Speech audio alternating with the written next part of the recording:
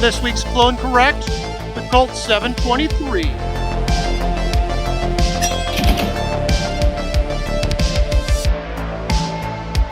Alright dudes, welcome to episode 3 of Clone Correct. Now today I'm 10 years and 2 t-shirt sizes into DD214 and chill, and we're going to check out how to clone everyone's favorite, the Colt 723. Now, introduced in 1984 as part of Colt's M-16A2 weapons family, production faded away by the late 90s. The direct son to the Colt 653 from Colt's M-16A1 weapons family of the 70s and 80s, which itself was the son of the Colt XM177 series from the Vietnam era.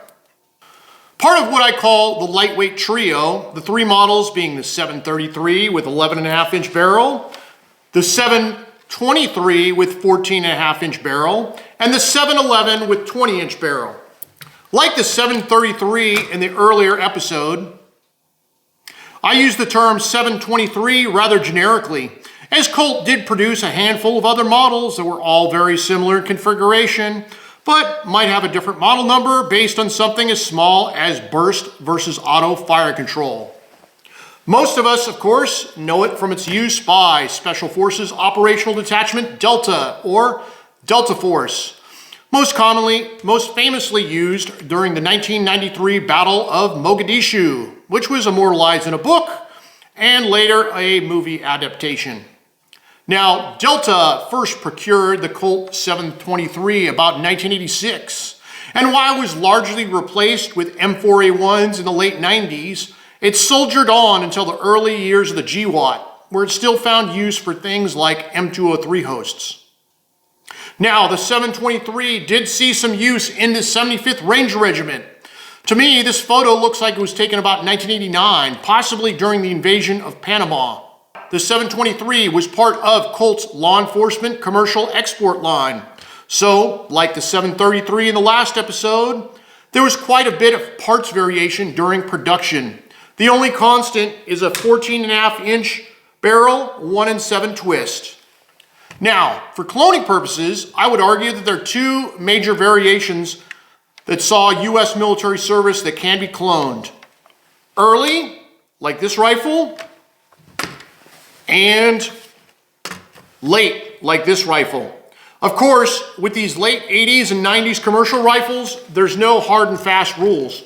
However, I would argue that the majority of the rifles seen in U.S. military service fall into one of these 2 categories, early and late. And I use early and late to separate them based on parts trends, not actual historical dating. Obviously, the later in their service life, the more the lines blur. 14.5-inch carbine barrels start to gauge out and need replacement in the 8,000 to 10,000 range. And couple that with user preference, and the lines do blur. Now, cloning a service rifle is a lot like being a prototypical modeler. It doesn't matter if you're trying to model a tank, a train, or copy a rifle from 1993.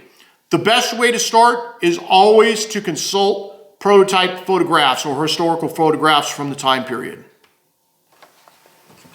Early rifles use an A1 type upper receiver and an A1 profile lightweight 0.625-inch barrel. Now, the late rifle would be with what's commonly referred to as a C7 type upper and an M4 type barrel.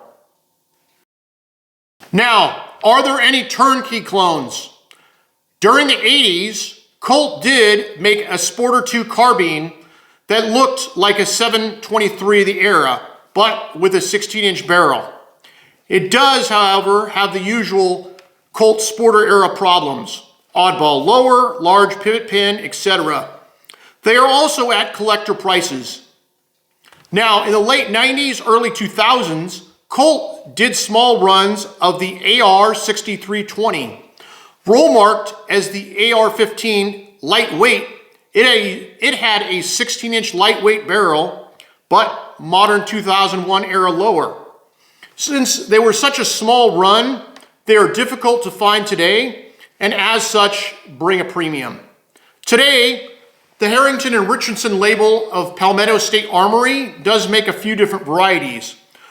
While not perfect, they might scratch the itch if you don't drink the Kool-Aid, or aren't the kind of guy that cries alone on the toilet because your receiver extension isn't factory staked.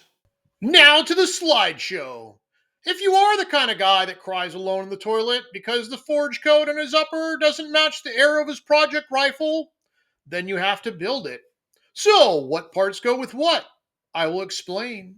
And as you can probably guess, there is a lot of overlap with the Colt 733 Commando from the last episode. So if you watch that one, prepare to be bored. So please take that boredom and subscribe. Starting from the buttstock, earlier in production, Colt used the last of the aluminum vinyl acetate coated stocks. The rest of production used the new polymer stock, commonly referred to as the N1 stock. For a clone, Colt originals can be found, but for a premium. Sometimes new old stock, other times on the used market. There are modern reproductions though, and the reproductions are very difficult to tell from the original. I'm not even 100% sure, and I took the frickin' photograph. Buffer tube, the only version used during US military 723 production, was the 2-position. The modern 4-position is the same shape, and a lot of end users would have additional positions added, so something that can be fudged. For cloning, takeoff originals can be found on the secondary market with regularity. However, they aren't cheap. There are reproductions made for a more reasonable cost, both separate or as part of a stock system. Buffer tubes are one of those parts where commercial sellers cut corners, so choose carefully. The extension nut is the old style, and one of the small overlooked details most get wrong. Originals can still be found, or just use a reproduction. The Colt Model 723 was a commercial off-the-shelf or COTS purchase.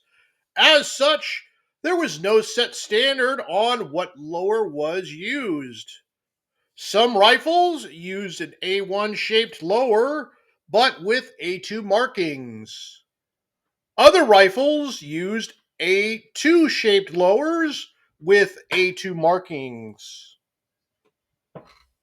And while one would assume that the A1 shaped lowers would have been used in earlier production rifles, there doesn't seem to be a pattern to it after all. International Milco and H&R both make A1 profile lowers, even with M16A2 COTS markings. The modern H&R receivers use the old Nodak spud forging. That forging has several errors, most notably around the buffer tube area. It does not meet my standards, but it might meet yours. You could also use one of the obscure lowers from 30 years ago that I talked about in more detail in the M16A2 video.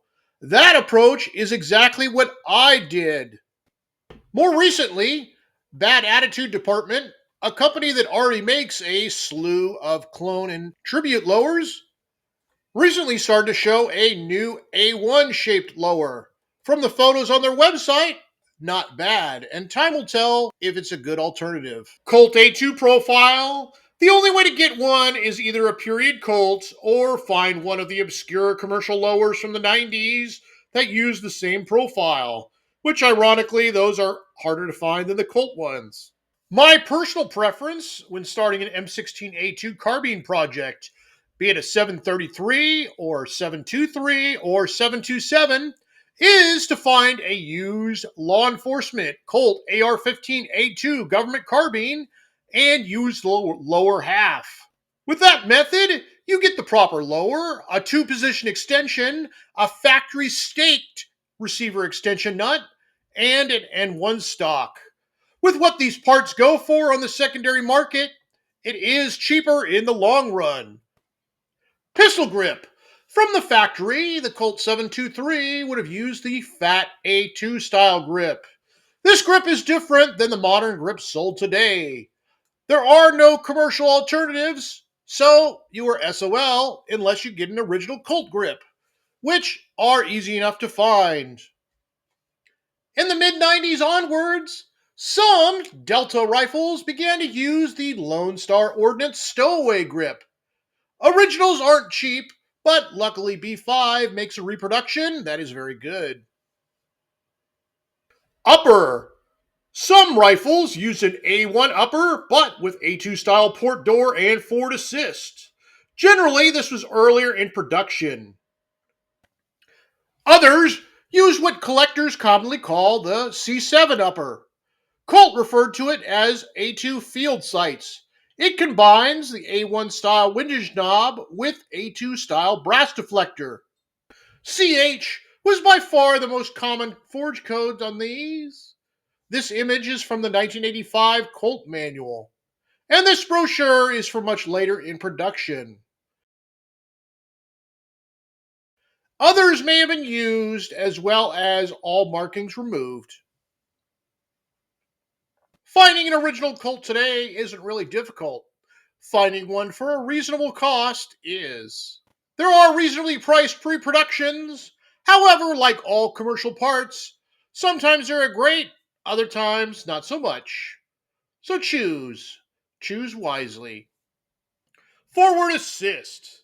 Like the Colt M-16A2 rifle, early versions of the 723 used a large D-shaped forward assist. Later, it transitioned to the standard type.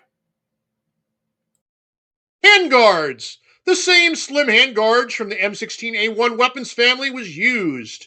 Original Colts can still be found for a reasonable cost, and there's an endless supply of reproductions that are close enough. The Knight's RAS used on the M4A1 carbine was introduced in 1995, so there was a bit of an overlap when Knight's RASs were mounted on Colt 723s.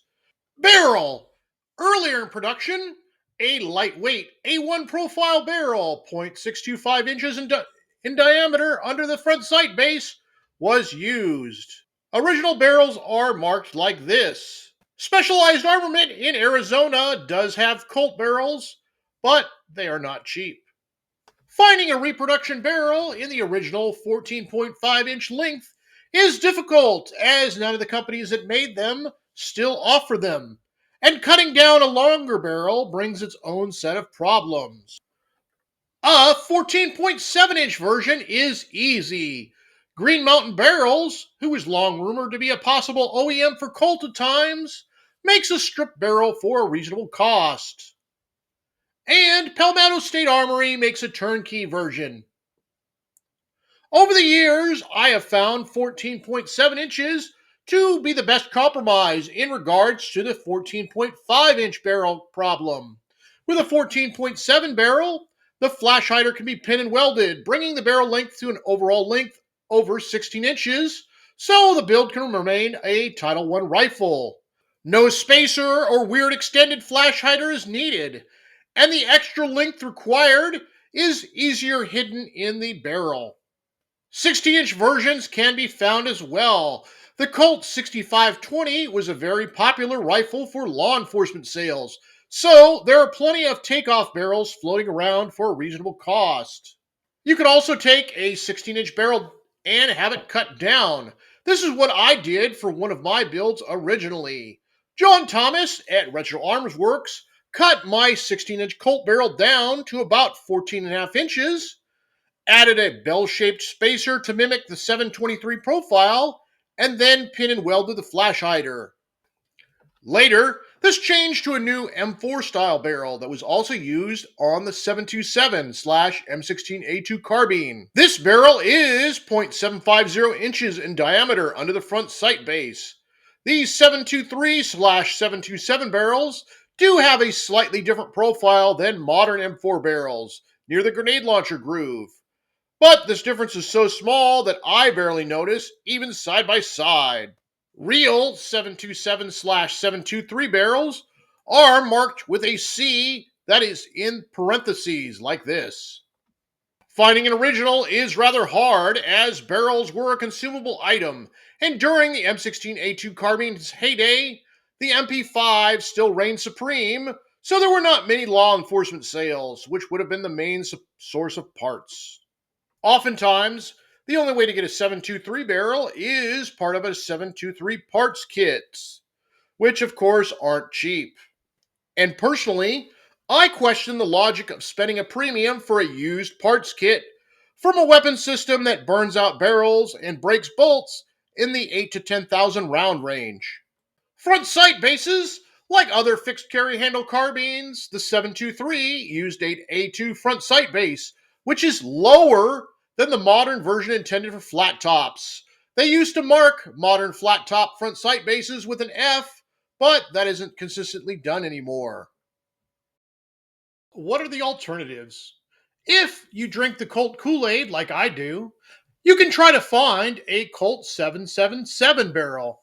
The Colt 777 was the last A2 carbine and made when production of the flat top and carry handle carbines overlapped. It uses a modern M4 profile, but with a factory pinned A2 front sight base.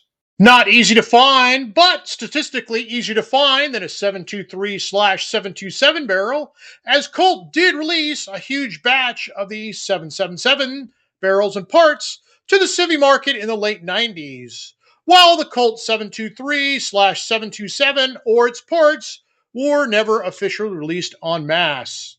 In the past, Wyndham Weaponry was another go-to. They make a nice barrel in the proper 723/727 profile and with a factory pinned A2 front sight base. It is 1 in 7 twist, chrome lined, proper steel, and parkerized. However, they are in the process of moving and their website seems to be hacked and actually tried to give me a virus, so I'm not sure what the future holds. I have no experience with them, but BKF Firearms makes a nice modern M4 barrel with a pinned A2 front sight base, 1 in 7 twist, proper steel, and chrome lined. TNTE offers a similar barrel. No idea of these companies' reputations, so be sure to do your due diligence. The firearms industry seems to attract the worst people on earth. You can also roll your own using a modern M4 barrel and having the proper A2 front sight base pinned on. I went that route using a Daniel Defense barrel with the work being done by John Thomas at Retro Arms Works. Came out great, but wasn't economical. Finally, you can use a modern M4 barrel assembly and live with a higher than normal front sight base. The conventional wisdom is you might have difficulty adjusting your front sights, but I've never tried it myself. Flash hider from the factory. The standard A2 flash hider was the only flash hider used with a peel washer. Obviously, as barrels gets changed and replacement parts dry up, then the crush washer may have been used after its introduction. Finally, we have something in the clone plausible category. I have no reference photos, but there was a 67-year window when Knight's armament accessories were commonplace in US SOF, and the 723 was still in use. One of these accessories was the NT4 suppressor and resulting flash hider. Suppressor use was more common than it had been in the past as well. So again, while I have no photos, an NT4 suppressor slash flash hider appearing on a 723 is not that big of a stretch for the late 90s, early 2000s. Cloning the rifle is only half the battle. So now on to optics. The Aimpoint 2000, 3000, and 5,000 have all been observed, depending on when the photo was taken. I have heard of the Aimpoint 7000 being used as well. These would be mounted on the Arms No. 2 mount, or the Aimpoint OEM mount, which was made by Maryland Gun Works. Rings would be the factory Aimpoint rings, which were included in the box, some being black, others being a tan color. Today, finding a period Aimpoint isn't hard, but they are on the flipper radar, so aren't cheap. Personally, I have had good luck sourcing them from Europe, where they were more popular among hunters and easier to find. But even the European sellers have gotten wise. There's also the 5000 XD, which is the same body as the 5000, but with updated internals and less collector value. Other cloners use the Aimpoint 9000 series, which is still in production and close enough for many. The arms mounts I covered in more detail in the M16A2 video, but long story short, the period mounts can be found for a premium, and the modern arms mounts are not the same as the period mounts. There are plenty of copies, but be careful as some try to pass off the copies as originals. Maryland Gunworks is still in business, and supposedly, if you call, will sell the scope mount. Same pattern, just obviously made today. The 1-inch rings for the Aimpoint 3000, the same pattern, are still available from Leopold for cheap. The 30mm rings for the 5000, I have heard that you can call Leopold and they will sell them. Or they can be found from others for double the price. Delta Force seems to have preferred the 3.5 ACOG over the standard 4x32 ACOG. And I have heard stories of 4-power Hensoldt scopes being used as well. The Trijicon TA11 ACOG, with its Donut of Death reticle, is still made today. However, it is not the same exact body style as the original period one, which may or may not bother you. Hensoldt 4-power scopes used to be available as cheap surplus. However, they have all dried up, and now they are quickly approaching ACOG prices on the secondary market. To me, it doesn't seem like it's worth the bother. Flashlights! Another accessory to waste money on. Starting in the 1980s, QXL dive lights were modified for weapon use. This lasted through Desert Storm. Almost impossible to find anyway, collectors are onto them, so when originals do surface, they aren't cheap. Luckily, there is someone selling cast resin copies on Facebook. When I did mine, I found that a modern AA mini maglite would fit inside perfectly. Ironically, AA mini maglites did see use as well. In the early 90s, Surefire 6Ps found use. Weaver rails and scope rings were used to mount them to the handguards. They were not mounted to the barrel, as those type of mounts generally loosen under a heavy firing schedule.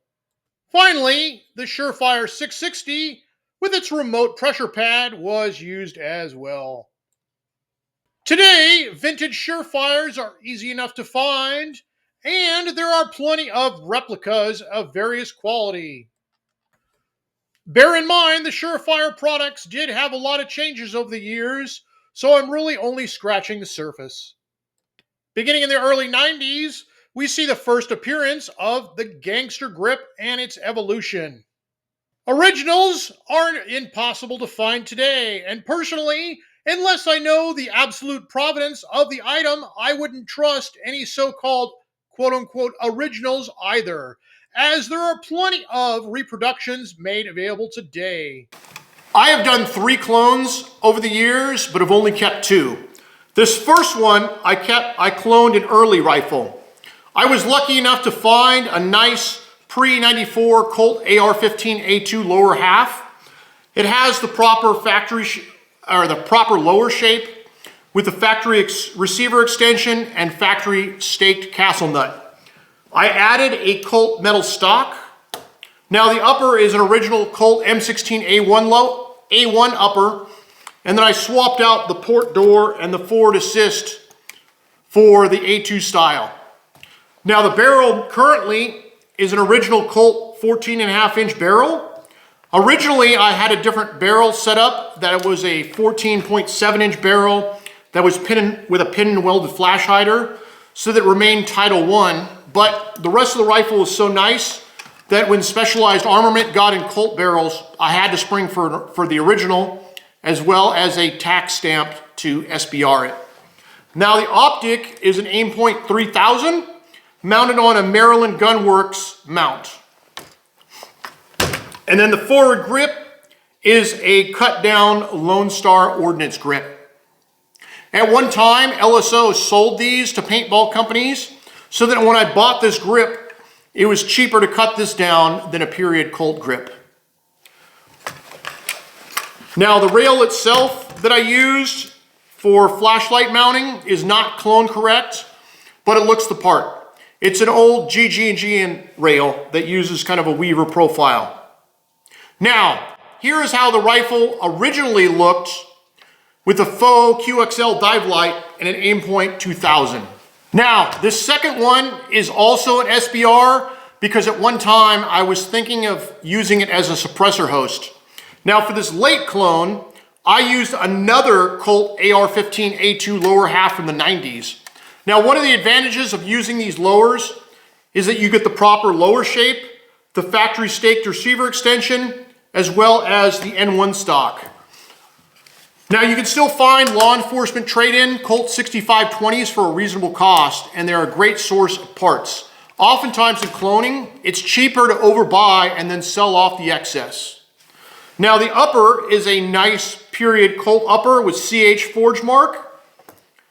And then the barrel is a Colt 777 type barrel from the late 90s. The optic is a Hensoldt Blitz or Beta Light infantry telescopic sight from the early 90s. And then I mounted it on a period arms number 2. Now this third one that you can see pictures of is one that I sold or rolled the parts into other projects. Now I went with a mix master, so I used an A1 type lower, C7 type upper, and lightweight barrel.